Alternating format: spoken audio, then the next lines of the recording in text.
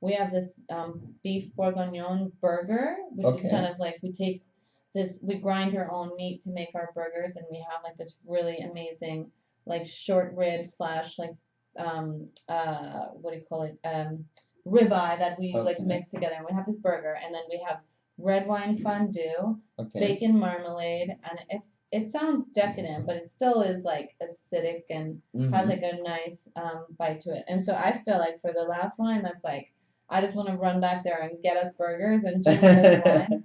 And then I'm not, I also eat like really, sophisticated food too. So I feel like, at some of these wines we just want like a bowl of like pasta. We make our own pasta and pork bus with like a lamb Yeah. ragu.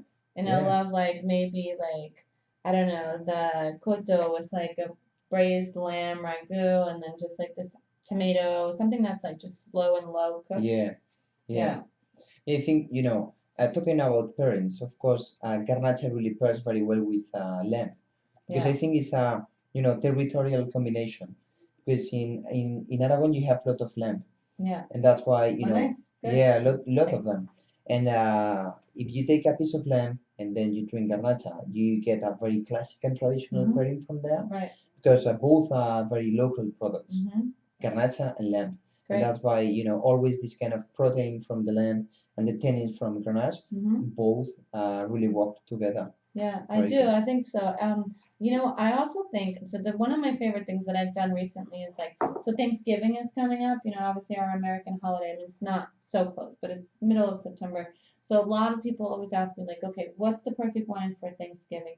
And then years ago, I found Garnacha. Uh-huh. Actually, in this particular case from Navarra, but like any of these wines, I think would be perfect. But Uh-huh. what's the case about Thanksgiving? You may or may not know is a huge table, Yeah. 12, 15, in my family, like 25 people. And there's a wide variety of tastes. So, like, my aunt doesn't really know about wine, Yeah. so she wants, like, Besso wine, like that Yeah. juicy, fresh.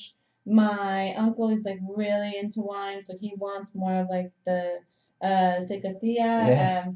And so, like, for me, because Garnacha has so many faces, I found, like, okay, it's perfect for large groups of people Yeah. where there's some one type of wine, but there's some others. Yeah. But then in Thanksgiving, it's like turkey. That's not necessarily the main ingredient, but it's all these sides of like Yeah. sweet potatoes and like vegetables and like cranberry sauce and all these gravies. And I feel like I don't know. I mean, I'm getting excited thinking about like how versatile like garnacha can really be. Yeah, I'm absolutely, absolutely agree with you because maybe Grenache is or Garnacha is one of the most versatile grapes in the world. Right. And like you say, you can find different phases of the grape, Mm-hmm. and that's wonderful because I think you have the possibility to really everybody can enjoy a wine of Grenache because as you say, if you like white wine, you can get a very nice Garnacha Blanca from Terra Alta, Mm-hmm. or if you really enjoy the soft style, juicy, easy drinking, fresh, you can enjoy something like a Pesto de Vino, Mm-hmm. or if not, if you prefer something much more based on the concentration and on the complexity, you can take something like Se Castilla, Mm-hmm. and that's true that you can have different faces, and you can enjoy your own styles.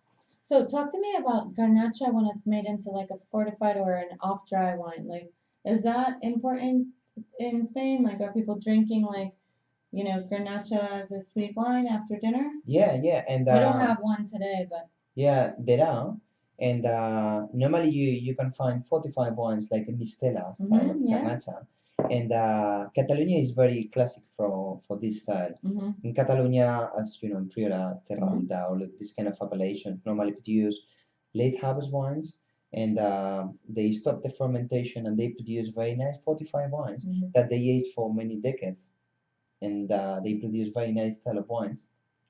And in Aragon, of course, you have Mistelas too. Yeah. And yeah, it's a very classic style, and it's very perfect. It's perfect for desserts and something like based on chocolate. Or Mm. maybe when you finish your menu, you are taking your coffee, and then you have a bit of chocolate, and then you can have a glass of a very nice Mistela Mm-hmm. of Aragon of Borja or Terra Very Alta, alta. Yes, and you can cementerio. really enjoy the wine with a chocolate and your coffee, and that's perfect finish. Right, so it's like dessert, but it's like the wine is part of the composed dish, and you just make it Yeah, simple, yeah?